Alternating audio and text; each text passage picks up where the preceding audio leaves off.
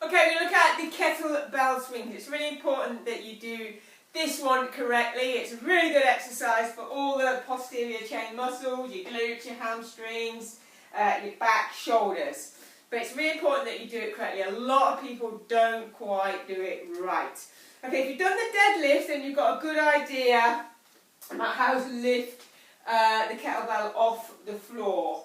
Okay, so the difference with this is the kettlebell swing is a hip hinge movement.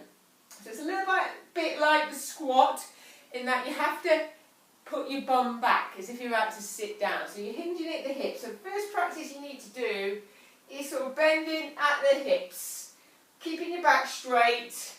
Okay? Next, you're going to try and do it with swinging your arms. So as you go down, you take your arms underneath between your legs and you swing them forwards. Now the exercise is about pushing the hips forward. It's like doing a hip thrust. Okay, so with the arms you're swinging and you're pushing those hips forward. You want your weight through your heels. Your feet should be shoulder width apart. Okay, so once you've got the hang of that movement, keeping that back nice and straight in a back flat position, neutral spine, then you can look at introducing the kettlebell. Okay, so like I said, you want the kettlebell between your feet, just like the deadlift. So you're in line with your heels, feet shoulder width apart. Good way of getting hold of it, like I showed with the deadlift, is hands on the side of your heads, shoulders squeezed back, you can really daft, shoulders back. Then you squat down, put your hands, your elbows on your knees, and then you take your hands down. Okay, you're then in the right position once you've got your head up to actually pick the kettlebell up. So from there, I'm just going to pick the kettlebell up, take it back, and stand up. Okay, I'm going to drop it down.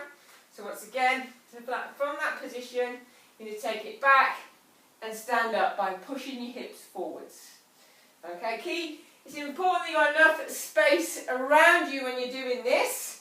The other thing to remember is your shin should be completely vertical, so it's not pushed forward. Your shins are upright, bottom is down and back. Okay, so then I've got a few mini swings. So I'm in that right position, and you swing by just pushing your hips forward.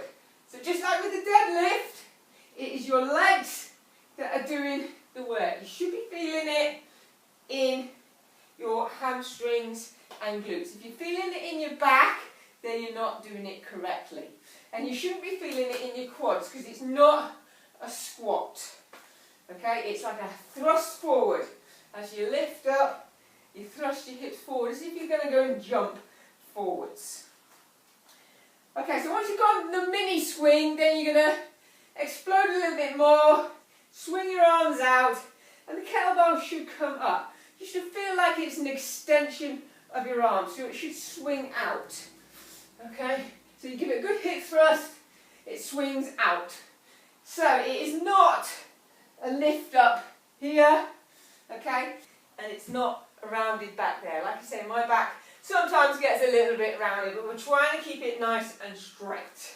So swing through there, get a good rhythm going, and you can swing it nice and high, and you should be feeling this in your glutes, hamstrings.